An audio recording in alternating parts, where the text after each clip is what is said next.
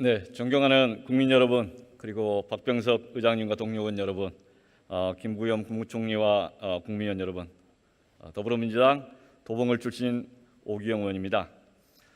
문재인 정부 5년차에 접어들었습니다. 그래서 지난 4년 동안의 국정과제 이행 사항을 함께 검토할 필요가 있다고 생각합니다. 또 남은 숙제, 차기 정부 과제들도 정리할 때입니다. 정부와 여당은 담담하게 지난 4년을 되돌아보고 실제 부족한 점이나 잘못된 사항 반성도 하고 또 성과가 있는 점에 대해서는 함께 공유하고 그리고 나가서 개선할 지점이 없는지도 살펴보아야 합니다. 사회 전반에 걸쳐서 양극화의 문제를 심각하게 이야기하고 있습니다. 자산의 양극화, 소득의 양극화 어떻게 해소할 것인가, 이게 정치권의 과제라고 생각합니다. 일단 이런 문제식 가지고 오늘은 홍남기 부총리, 은성주 금융위원장께 순차적으로 질문하겠습니다. 먼저 홍남기 부총리님 나오시죠. 예, 부총님, 그 최저임금에 대해서 여쭤보려고 합니다. 어제부터 시작을 해서 오늘까지 최저임금위원회에서 회의가 계속 진행 중인 걸 알고 있습니다. 그리고 내년 최저임금 인상 폭에 관한 것인데 문재인 정부 소득주도 성장 정책을 이야기할 때 그 축에 최저임금 인상 정책이 있었는데 어쨌든 최저임금 1만 원까지 올리겠다, 이렇게 지난 대선 때 여러 후보들이 이야기했고 문재인 정부도 그렇게 표방을 했고요. 아니다, 2022년까지 올리겠다, 그때 홍준표 후보, 안철수 후보 이야기를 했습니다. 그러니까 지난 4년 동안의 최저임금 인상률을 보니까 7.92%인데 현재 시급이 8,720원이고요. 이 과정에 대해서 공방이 있습니다. 그래서 이 지점에 대해서 어떻게 보십니까? 지금 방향은 옳았는데 과속한 거냐, 아니면 방향이 틀린 것이냐, 또는 과정적인 좀 반성이 필요한 것이냐, 지금 이 논쟁이 사회적으로 필요한 것 같은데 어떻게 평가하십니까? 예, 의원님 그 말씀 주신 대로 최저임금에 대해서는 사실은 저소득 근로자에 대한 소득 보강 차원에서, 그리고 또 저소득의 그 소득 그 계층을 위해서 최저임금을 갖다가 좀 올리는 계획상에서 사실 첫 년도와 둘째 년도에는 좀 기대 이상으로 많이 인상이 된 측면이 있습니다. 그에 따라서 여러 가지 경제 영향도 있었고요. 전반적으로 4년을 돌아보니까 평균적으로 과거 정부에서 이렇게 올렸던 그런 수준으로 현재 올라와 있는 상황입니다. 이번 올해 최저임금을 얼만큼 할 것인가에 대해서는 뭐 정부의 관여는 있을 수가 없고요. 최저임금위원회에서 독자적으로 결정을 하는데 아마 사용자 측하고 노조 측의 입장이 많이 대립이 돼서 역시 좀 많은 진통이 있을 거로 생각이 됩니다. 예, 이 박근혜 정부 때 7.42%, 그리고 현재 문재인 정부 7.92%. 네. 그런데 현 정부에서는 그 일자리 안정적금을 통해서 사실상 보조를 했기 때문에 피부로 느끼는 그 인상률 한 5% 내외였던 것 같습니다. 이런 상황에서 지금 현재 1만 원도 안 된다면 우리 정부 입장에서는 반성이 필요한 거 아닌가요? 근데 의원님, 사실은 근로자들은 그에 해당되는 임금 인상이 있었고요. 고통을 받는 사업자들에 대해서 일자리 안정자금을 통해서 연간 저희가 한 3조 정도 썼는데요. 그래서 임금 인상 효과는 근로자에게 혜택이 같고, 다만 사업자가 붙는 부담을 덜어주기 위해서 일자리 안정자금을 지금까지 한 3년간 저희가 지원해 왔다는 말씀을 드립니다. 예. 그러니까 이후에 이 정책이라는 이 방향이라고 하는 게 어떻게 가야 된다고 보십니까? 제가 보기에 일자리 안정자금은 초창기에 한 15% 정도 올라가면서 사업주에게 지나친 그 부담이 돼서 그걸 좀 안정화시켜주기 위해서 일자리 안정자금을 도입을 했기 때문에요.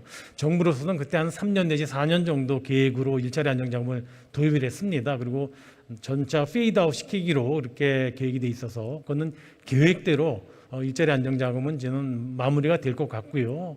올해 사실 어떻게 보면 마지막 연도나 마찬가지인데 최저임금 인상률이 얼마나 될 것인지 그거에 따라서 좀 이해가 갈릴 것이 아닌가 싶은데요. 정부로서도 좀 지켜보고 있는 상황입니다. 노동소득 양극화 어떻게 하면 해소되지 않는가, 즉 노동시장의 이중구조, 이런 이야기를 합니다.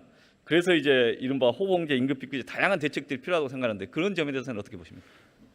예, 지금 의원님 말씀하신 대로 노동소득 양극화가 굉장히 좀 심각한 상황이고요. 그나마 문재인 정부 들어와서 소득주도 성장이라 해도 초창기에 저소득 근로자에 대한 소득 보강에 주력해서 사실은 저소득 근로자 비중이 처음으로 우리 정부 들어와서 20% 이하로 떨어졌습니다. 그만큼 저소득의 여러 가지 어려움을 겪던 계층들의 소득 보강은 상당히 효과가 있었다고 보고요.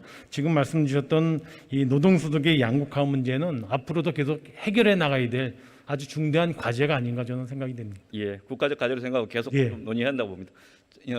이후에 또 다시 한번 요청드리겠습니다. 예. 은성수 위원장님 오시죠. 예, 은성수 위원장님 가상자산에서 여쭤보려고 합니다. 예. 잘 아시는 내용이실 거고요. 예. 가상자산, 가상화폐, 암호자산, 암호화폐 어떤 게 공식적으로 적절한 용어입니까? 전 세계적으로 이제 G20라고 하는 큰 회의체에 중앙은행 총재, 재무장관들이 모임이 있는 게 아마도 제일 권위 있는 건데 거기서는 버추얼 에셋 그러니까 가상 자산이라고 이 표현을 하고 저희는 공식적으로 되게 가상 자산이라고 표현하는 걸로 알고 있습니다. 예, 굳이 여쭤보는 것은 한국은행에서는 이걸 암호자산 이렇게 용어를 쓰기래 네. 국가 정부 차원에서 용어 통일이 필요한 거 아닌가 싶어서 네. 한번 더 여쭤봤습니다. 지난 4월 20일 정무위원회에서 가상자산 투자에 대한 그 위험성에 대해서 한번 분명하게 입장을 주셨습니다. 표명하셨는데 그때 입장 밝힌 이유나 배경 한 번 더 말씀해 주실 수 있겠습니까? 예, 아까 그 이주환 의원님이 질의를 하셨나요?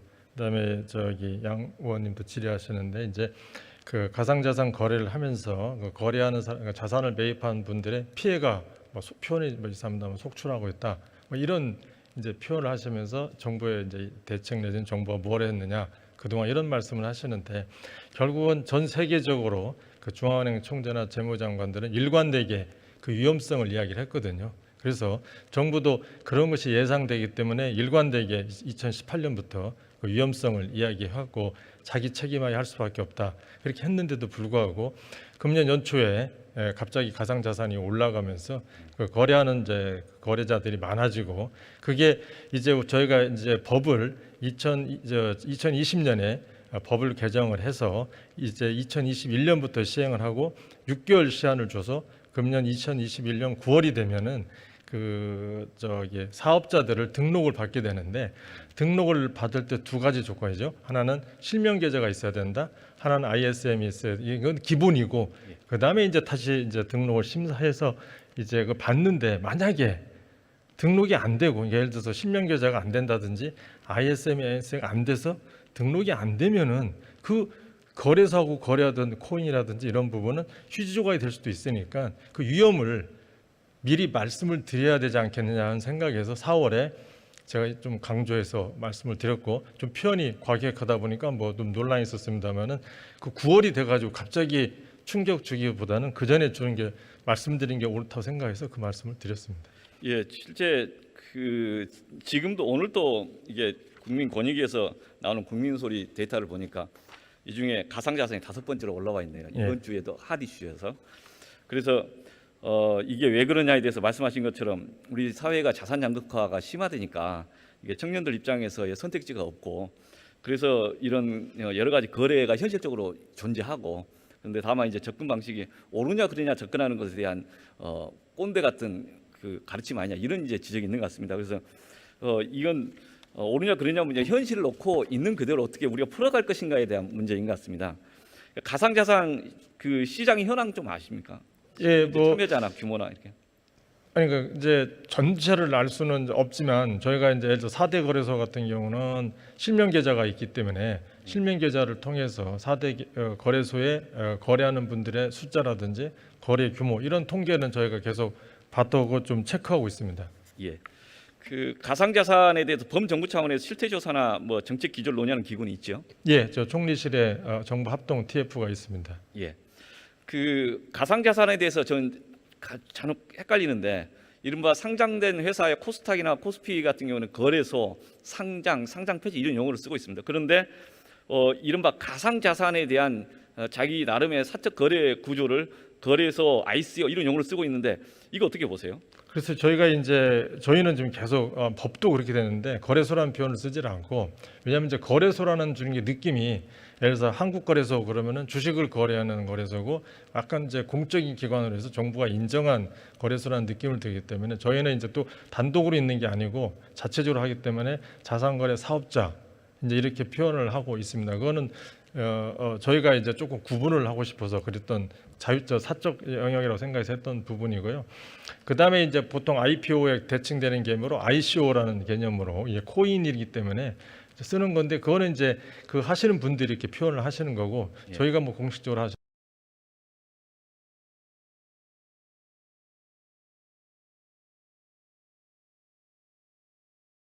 하는 건 않습니다. 예. 예. 최근에 일론 머스크가 그 올해 발언했던 것들이 수락합니다. 이런 일론 머스크를 상대로 해서 투자자라고 이른바 가상 자산을 갖고 있는 사람들이 어떻게 문제 제기해서 손해배상 청구할 수 있습니까? 기술적으로는 어려운 거죠. 예. 분노는 치솟지만 현실적으로 예. 예. 또 있습니다. 지금 특검법이 시행이 되면서 거래소라고 하는 데서 거래하던 자산 중의 일부를 갑자기 거래 종료하는 경우도 있습니다. 이런 조치들이 쭉 나오고 있는데 이거 어떻게 보십니까? 이게 이제 저로서는 이제 일단 그 뉴스를 보고 이게 이제 그런 이제 일부 정지되는 것도 있고 일부 신문 보도에 따르면은 아마 더 많아질 거다.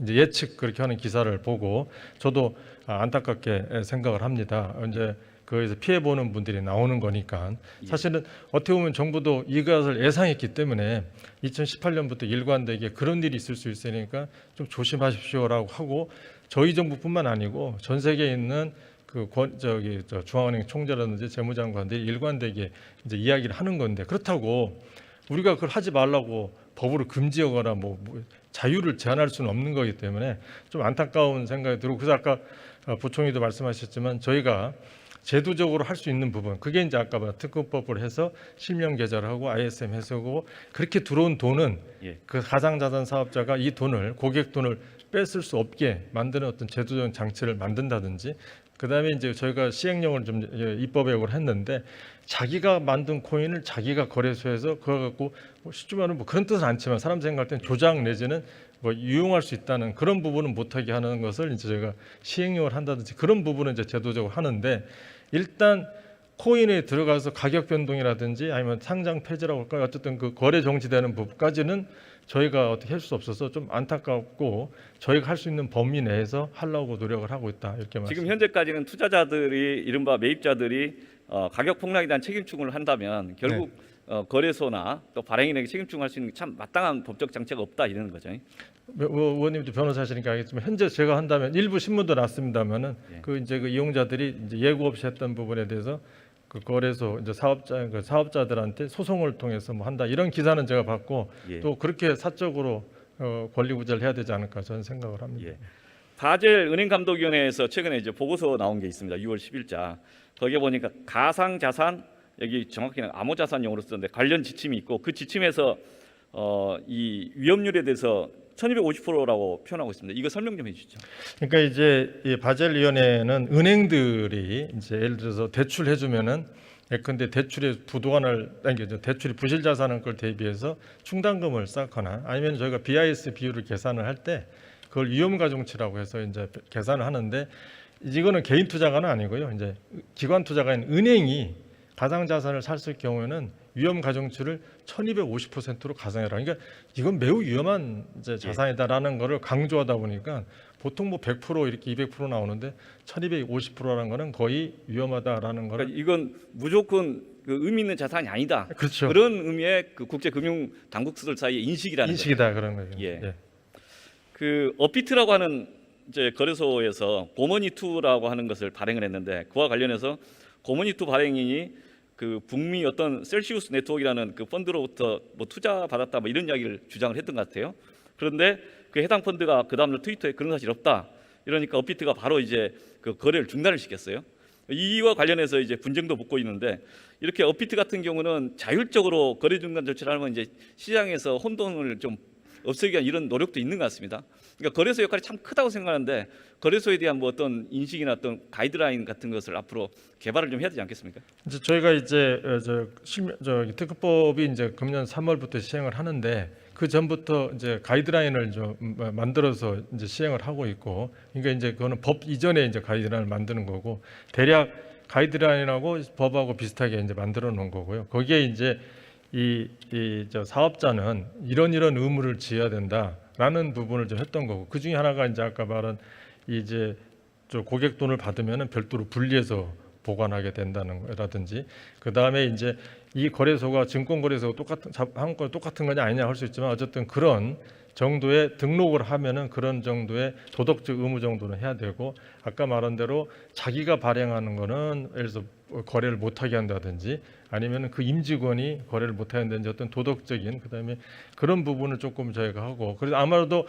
거래소가 이제 저 사업자가 저희 이제 등록하려면 이제 시민사를 받지 않습니까? 그래서 저희가 요즘 가서 컨설팅을 해주고 있습니다. 예. 컨설팅 해주는데 그분들이 이제 질문하고 어떻게 하면은 이제 그걸 통과할 겁니까? 물어볼 때 아까 지금 의원님 말씀하신 정도로 야 당신들이 이렇게 고객이라고 거래를 하는데 일반 개인같이 할 수는 없지 않느냐? 이 정도는 꼭 우리가 은행 같은 정도는 아니라도 이 정도는 해야 되지 않겠냐는 걸 이제 지금 컨설팅을 해주면서 대화를 하고 있고, 그분들도 이해 폭이 넓어지면은 따라오지 않을까 하는 생각을 하고 있습니다. 예. 지금 현재 특근법이 있고 특근법 이외에 그 가상 자산에 관한 법안이 몇 개 나와 있는데 이 특근법만으로 끝낼 것이냐, 아니면 가상 자산이나 다른 어떤 제도적인 소프트 랜딩할 수 있는 제도적 틀을 만들 거냐, 이 지점에서는 어떻게 보십니까? 예, 지금 제가 알기로 여러 의원님들이 그 법안을 내고 있고, 법안 내용이라는 게 되게 뭐냐면은 이제 아까 말한 그 일반 특근법으로 커버하지 않는 법이 뭐냐면은 이제 시세 조정이라는 부분하고 아까 말한 이제 상장이라는 부분 두 가지가 남는데요.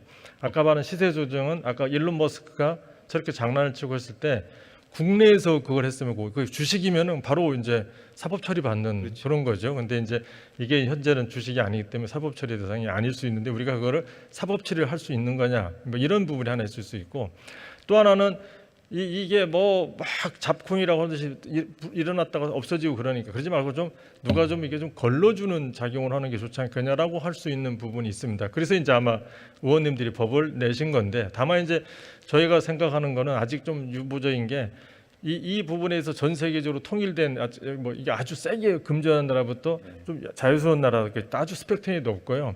현재 또 전 세계에 있는 이게 금융 당국에서 위험을 경고하고 있는 마당인데, 한편으로 정부가 좀 개입을 해서 좀 엄격하게 하면은 피해자는 줄일 수 있는데 그럼 시장이 죽는다라는 부분도 주장이 있습니다.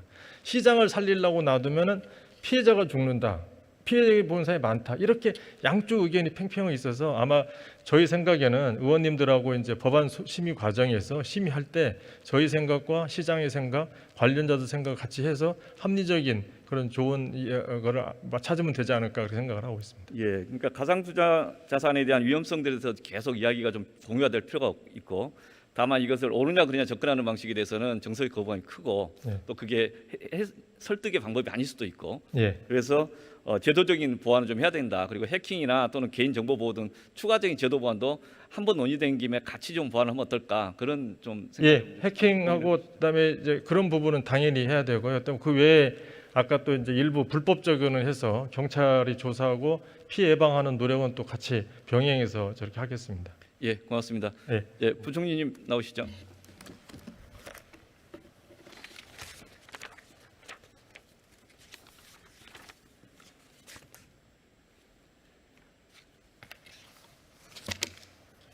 예, 가상자산 관련해서 추가적으로 여쭤봅니다. 그 김기현 국민의힘 대표 여기서 연설하시면서 투자자 보호장치 마련하기 전까지는 가상자산 투자 수익에 대한 과세 유예하자 이렇게 제안했는데, 아까 그 점에서 총리님은 유예할 수 없다 이런 이야기 하셨는데 어떻게 보십니까? 예, 의원님 그 가상자산 거래의 투명성을 확보하기 위해서 특근법을 적용하는 그런 문제하고요. 가상자산을 거래해서 생긴 소득에 대해서 과세하는 것은 별개의 차원이라고 저는 생각이 됩니다. 가상자산에 대해서 과세하는 문제에 대해서는 그러지 않아도 여야 다 합의로 이미 충분한 논의를 거쳐서 입법이 결정된 것이고요. 총리님께서 말씀하신 것처럼 조세에 있어서 가장 기본은 소득이 있는 곳에 과세를 하는 것이 합리적이기 때문에 저는 가상자산에 대한 과세는 계획대로 이루어져야 될 것으로 그렇게 생각이 됩니다. 가상자산 투자 소득에 대해서 세금을 징수하는 것이 시급한 일입니까? 의원님, 이거는 18년부터 논의가 되어 왔던 사안입니다. 2018년에도 똑같은 논리로 과세를 할 수 있었지만 그때는 이 가상자산 거래 자체가 익명으로 된 경우도 많고 가상계좌로 된 적이 많아서 일단 과세를 할 수 있는 기반이 안 돼 있었습니다. 근데 그런 과세 기반을 갖추면은 과세하겠다고 한 2년, 3년 정도 예전부터 예고가 됐다가 이미 이번에 이제 특정금융정보법이 적용이 되면서 이제 가상자산 거래에 대해서는 그 거래 사업자가 신고를 한다든가 해서 알 수가 있기 때문에 소득이 명확히 파악된 것에 대해서는 과세가 부과하는 것이 바람직하다 하는 것이 되게 전문가들 의견이고 또 여야 의원님들도 의견이 같이 합치가 돼서 이미 입법이 됐다는 말씀을 드립니다. 저희 당에서도 이 가상자산 특위를 이제 올해 발족을 해서 오늘 이야기 시작을 했습니다만은 기왕에 논의하는 김에 특근법에 대한 등록 이후에 시점도 생각해 볼 수 있고 그렇지 않고 약간 제도적 보완하는 논의가 있으니까 그걸 일정 기간 정도까지 더 논의하고 그 이후에 사실상 그 과세하는 방법도 있을 텐데 좀 더 유연하게 접근할 수 없나 싶은데요. 어떠신지? 예, 아까 의원님 말씀 제가 드린 것처럼 이거는 뭐 갑자기 지난해 뭐 결정되고 그런 것이 아니고 2, 3년 전부터 쭉 과세 기반 인프라가 갖춰지면은 과세하겠다고 이렇게 예고가 된 거기 때문에 저는 의원님 다시 이거를 갖다가 조정하고 하면은 시장 혼란이 있을 것 같고요. 그는 조세 형평상 부과하는 것이 맞다라고 생각이 듭니다. 다른 여건 변동이 없다면. 예. 이 점은 좀 나중에 더 논쟁을 해야 되겠다 싶고요. 예. 그 가계부채에 대해서 여쭤보겠습니다.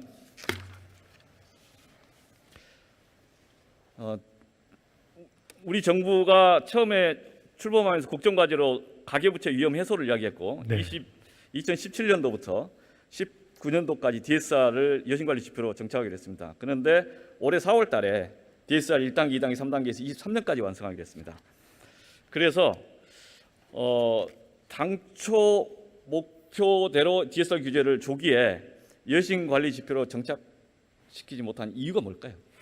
예, 의원님, 이 첫째는 DSR에서 차주별로 일일이 다 DSR을 엄격하게 적용할 경우에는 대출이 줄어들어야 될 시장 충격도 있었고요. 개인에 대한 그리고 그런 인프라 갖추는 데도 좀 시간이 걸렸고 해서 아까 말씀드린 2019년까지는 뭐 개인 차주별로 DSR을 적용한 것이 아니고 금융기관별로 이렇게 한다든가 해서 약간 그 사전 단계로 해왔고요. 이번에 여러 가지 여건이 갖춰져 있고 또 가계부채에 대한 좀 체계적인 관리가 필요하다고 싶어서 DSR에 대한 계획을 또 도입 계획을 발표한 거고요. 그나마 지금도 DSR을 개인 차주별로 엄격하게 지금 당장부터 시행하면은 상당 부분 시장에서 대출의 변동이 있을 수밖에 없습니다. 그래서 아까 23년까지 단계적으로 도입하는 걸로 좀 시장 충격을 감안해서 또 가계부채 관리의 필요성을 감안해서 그렇게 결정했다는 말씀을 드립니다.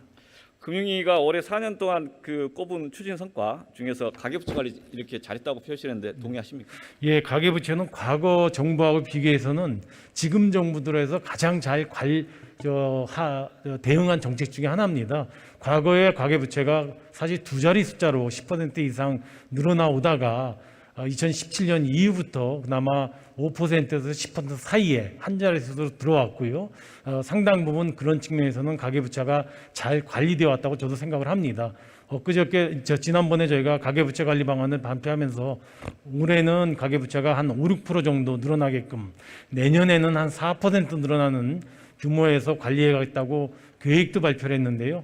그런 측면에서 본다면 저는 뭐 다른 분야보다는 그래도 가계부채 관리를 금융위가 잘 해오지 않았는가 저는 그렇게 생각이 됩니다.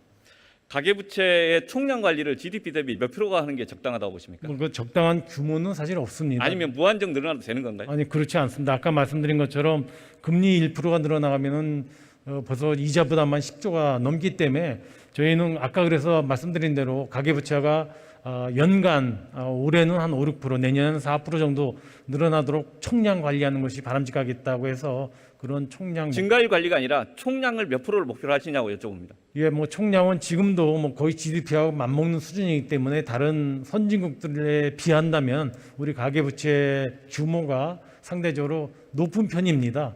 다만 우리 가계부채의 특징이 그냥 단순히 빚이 아니고 주담대 비중 같은 게 높다 보니까 자산이 이쪽 다른 면에 자산을 갖추고 있는 빚이기 때문에 순순히 그냥 단순 채무만은 아니고요. 자산을 동반한 채무이기 때문에 그런 측면에서는 조금 다행스러운 측면이 있지만 그래도 가계부채가 GDP에 맞먹는 수준이 있다는 것 자체가 리스크 요인이기 때문에 저는 적절한 관리가 필요하다고 생각합니다. 본회의나 예결특위장에서 그 부총리께서 계속 GDP 대비 국가 채무 비율을 40% 60% 한국형 재정규칙 이야기하셨습니다. 일관되게 이야기하셨습니다. 그런데 가계부채에 대해서는 국제결제은행에서 80% 정도가 넘으면은 성장률과 민간 소비 부정적 영향을 준다 그렇게 이야기를 해왔고, 근데 그 지점에서는 계속 이야기를 안 하고 있습니다. 왜 안 하는가 저 궁금해서 여쭤봅니다. 그리고 미국 같으면은 그 IMF 이후에 IMF가 아니라 2008년도 리먼브러스 사태 이후에 그때 90몇 %에서 70% 후반대까지 낮췄지 않습니까? 10년 동안. 대한민국은 그 당시에 70몇 %에서 지금 103%가 됐습니다. 완전히 X가 된 거죠. 서로 다른 이게 결과가 나온 겁니다. 그러면 그쪽에서 미국에서 하는 그 가계 대출에 대한 정책은 그 목표도 없는 거고 우리는 그냥 이게 계속 상승하는 것은 괜찮다 이런 겁니까? 예, 아까 말씀드린 대로 과거 정부에서 두 자리 숫자로 늘어왔었거든요. 그것이 이제 아까 말씀드린 대로 부동산에 대한 투자든 물론 저는 생활비 확보를 위해서 그렇게 대출을 내는 것은 포션이 크지 않다고 봅니다. 우리나라의 어떤 시장 구조 특성상 부동산 구입이라든가 이런 것 때문에 대출을 많이 일으킨 그런 게 있는데요. 그런 측면에서 과거에 두 자릿수가 증가하는 것 자체가 아무래도 정부가 거의 총량 관리를 엄격하게 더했더라면 그때도 아마 한 자리 숫자 증가율로 억지로 대출을 규제를 했을 텐데요. 그 당시에는 이제 대출에 대해서는 아까 좀 너그럽게 대해서 좀 많이 했다가 지금 정부 들어와서 그 위험성이 더 감지가 돼서 저희는 한 자리 숫자로 그렇게 대출 규제, 총량 규제를 해왔다는 말씀을 드립니다. 이 화면 한번 보여주시면 가계부채와 정부부채 같이 비교되는 화면이 있습니다. 그 도표 나오는 거, 예, 화면을 좀 보여주시죠. 그 다음 페이지. 예, 이 화면 보시면 가계부채는 이렇게 대한민국은 70%대에서 103% 올라오고 다른 나라는 떨어지고, 그다음 정부 부채는 다른 나라 올라가는데 대한민국은 계속 거의 수평에 살짝 올라갈 수준입니다. 이 상황을 놓고 봤을 때 이 도표가 수치가 틀린 게 아니라면은 주는 정책적 함의가 뭐라고 이해하십니까? 예, 아까 제가 말씀드린 것처럼 가계부채의 비중이 다른 선진국에 비해서는 우리나라가 굉장히 높다는 것이 제가 부인하지 않았습니다. 그 자체가 굉장히 상대적으로 높은 건 맞고요. 우리나라 국가 채무의 GDP 대비 비중이 40% 후반 정도로 있는 것은 선진국하고 비교하기에는 선진국은 이미 복지의 성숙도가 거의 완성 단계에 있을 때 지금 재정 규모고요. 저희는 이제 고령화의 진전 속도로 본다면 복지국가로 가기 위한, 그래서 복지 재정 지출이 본격화되기 위한 중간 이하의 단계이기 때문에 그걸 단순히 수평적으로 비교하기에는 좀 어려울 것 같고요. 우리 가계부채가 아까 상당 부분 다른 나라에 비해서 높은 거는 우리 경제 또 우리 가계가 갖는 그런 대출 구조의 특징이 저는 반영된 거라고 생각이 됩니다. 그럼에도 불구하고 자꾸 이 두 개가 비교되면서 가계부채는 늘어나고 또 국가부채 늘어나는 것에 비해서 가계부채가 월등히 비중이 높고 늘어나는 것에 대해서는 저는 각별하게 경계를 해야 된다고 생각합니다. 적어도 몇 프로 넘으면 안 된다. 그 심리적 한계선이라도 있을 거 아닙니까? 근데 그 퍼센테이지를 왜 말씀을 안 하시는지? 아니요, 지금 가계부채에 대해서는 GDP 대비 몇 프로가 적당하다는 저런 게 없습니다. 그래서 가계부채가 아무래도 더 저는 가계부채가 낮아진다든가 또는 더 건전한 대출 구조로 이행하는 것이 가장 바람직하겠죠. 그러나 아까 말씀드린 대로 가계부채를 급격하게 줄어들 수가 없는 구조입니다. 저희가 아까 말씀드렸던 주담대를 포함해서 그런 단순 신용대출보다도 그런 대출의 구조상 제가 보기에 급격하게 하락시키기가 어렵기 때문에 정부가 증가율을 총량 규제하는 쪽으로 하는데요. 가계부채가 80%가 적정하다는가 100%가 적정하다는가 하는 그런 기준은 없고요. 사실 국제 비교도 하지 않습니다. 국제기구라든가 이런 데서 가계부채는 그거는 국제 비교를 하지 않고요. 아까 말씀드린 대로 국가 채무에 대해서는 국가 신용도 평가도 있고 해서 거기에 대해서는 공식적으로 IMF나 월드뱅크나 OECD 같은 기구에서 이제 비교 분석을 하다 보니까 명백하게 다른 선진국하고 이제 차이가 나서 나오는 거라고 그 보입니다. 지표는 의미가 없다 이런 말씀이신군요. 뭐 의미 없다는 건 아닌데요. 국제사에서 아까 말씀드린 가계부채는 선진국은 몇 프로인데 여기 몇 프로라는 비교가 거의 없다고 보시면 될 것 같고요. 그러나 국가부채는 아까 말씀드린 대로 여러 국제기구라든가 국가를 비교하는 데 있어서 척도로 중요한 지표로 비교가 되고 있다는 말씀을 드립니다. 취약차주, 다중채무자, 한계채무자 막 이런 용어들이 막 나오고 네, 있습니다. 네. 그러면 최근에 지난 한 몇 년 동안에 우리 정부 들어서 그 취약차주나 한계채무자 이 규모는 이해하고 계실 텐데 한번 설명 좀 해주시죠. 예, 취약차주라는 건요. 사실 이제 대출을 받은 사람들의 신용 등급에 따라서 고신용 등급의 차주하고 우리가 뭐 소득분위로 갖다 1분위부터 5분위로 나누는 것처럼 사실 고신용에 있는 차주분들의 비중이 제가 알기로는 작년도에 75% 정도, 한 4분의 3 정도가 되는데요. 이 비중이 조금씩 올라온 거는 그나마 다행입니다. 그러나 나머지 부분들에 대해서 나머지 일부 계층은 정말 대출을 갚기가 버거운 취약 차주들이 상당 부분 있기 때문에 그런 취약 차주에 대한 정부가 아까 제가 말씀드린 대로 정책금융, 정책 서민금융을 확충해서 가능한 한 낮은 금리로 이렇게 갈아탈 수 있도록 하는 서민금융을 많이 제공한다든가 아주 극단적으로 연체가 불가피하고 채무 상환이 불가피 안 되는 분들에 대해서는 심지어 채무 조정까지도 프로그램을 만들어서 지원해주고 있다는 말씀을 드리고요. 뭐 기업으로 본다면은 아무래도 벌어서 이자도 못 갚는 한계 기업 내지는 그런 기업들에 대해서도 저는 대책이 필요하다고 봅니다. 예, 화면 한번 보시겠습니다. 연도별로 가처분 소득 대비 가계부채 비율 보면은 16년도 149%, 175% 증가됐습니다. 이거 자체는 어쨌든 가계 입장에서 힘든 거 아니겠습니까? 예, 그렇습니다. 가처분 소득 대비한 거니까 네, 이자율 올라가면 위험하지 않겠습니까? 네, 예, 다음 보시면은 이 다중채무자 용어로 해갖고 최근에 언론 보도되기도 했었는데 나이스에서 나오는 건데 한 20만 명 이상 증가됐어요. 다중채무자 수가. 그리고 뭐 또 그 다음 페이지 보시면 이건 한국은행에서 어제 발표한 자료입니다. 다중채무자, 한계채무자 현황에서 쭉 용어들을 쓰면서 나오고 있는데 지금 이 상황에서 그러면 이제 바로 금리 인상 한번 여쭤보겠습니다. 그러니까 금리 인상의 가능성에 대해서는 굳이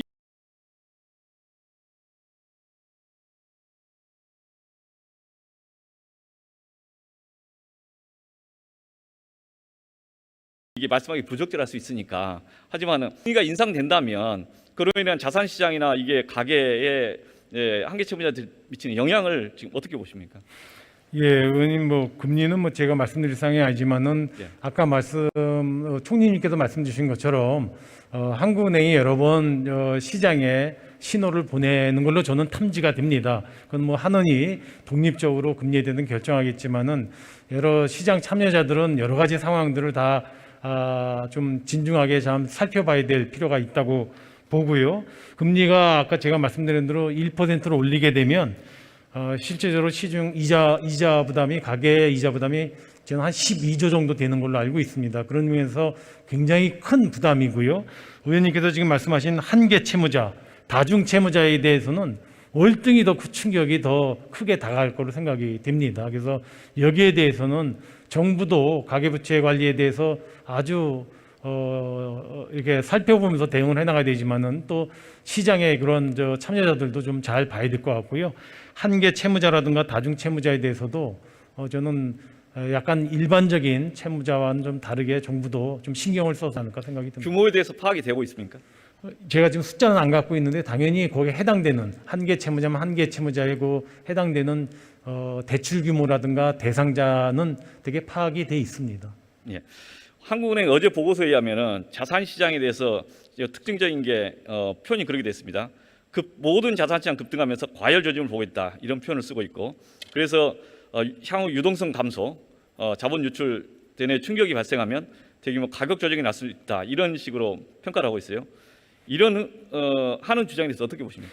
예, 의원님 그 미국 반응을 보면 일단 저희가 뭐 테이퍼링이라고 그러죠. 일단 유동성 자체를 그러니까 중앙은행이 자산을 매입해 주는 거를 좀 줄이는 노력부터 해가지고 나중에는 금리 인상으로도 이제 많이 연상이 되는데요. 이 코로나 위기가 극복이 되면서 전체적으로 되게 글로벌이 그러한 방향으로 가는 것은 저는 맞을 것 같습니다. 그래서 거기에 좀 대응을 해야 될 것 같고요. 그렇게 하다 보면은 가계부채의 이자 부담도 늘어나고 유동성도 줄어들면서 자산 시장에 대해서 반드시 영향이 있을 것이다 하고 저도 그렇게 생각을 합니다. 과거에 10년 전에 글로벌 금융위기가 있었을 때도 역시 한 1, 2년 뒤에 주택 시장에 큰 폭의 하락이 있었습니다. 제가 일전에 4월 달에 그러한 내용도 한번 이렇게 말씀드린 바가 있는데요. 당연히 그런 위기를 극복한 이후에 그리고 유동성의 변동이 있는 때는 저는 그런 자산 시장의 충격과 영향이 있을 거로 생각이 되고요. 의원님 지금 말씀 주신 것처럼 어느 일부 전문가는 23년도에 큰 폭의 부동산 시장 하락이 있을 거라는 것을 저도 뉴스를 통해서 봤는데 뭐 그것도 유념해 볼 필요가 있다고 저는 생각을 합니다. 이 결국 이제 그 여러 가지의 변수가 생겨서 그게 취약 차주 또는 이제 이 한국은행 보고서에서는 고 DSR 차주라고 용어를 쓰고 있습니다. 이 화면을 한번 보시죠.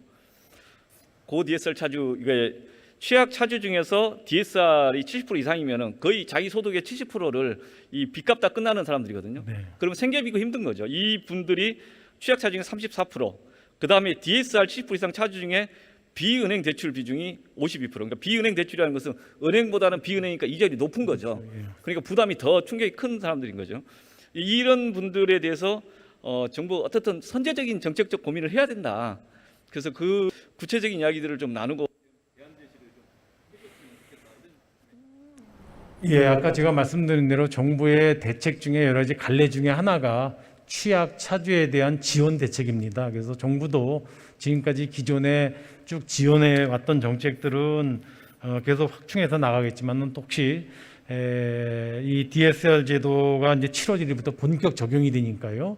본격적으로 적용되면서 새로운 형태의 어떤 좋은 아이디어로 이러한 취약 차주들을 좀 지원할 수 있는 방안에 대해서는 정부도 좀 제가 금융위하고 같이 좀 머리 맞대고 좀 강구해 보도록 하겠습니다.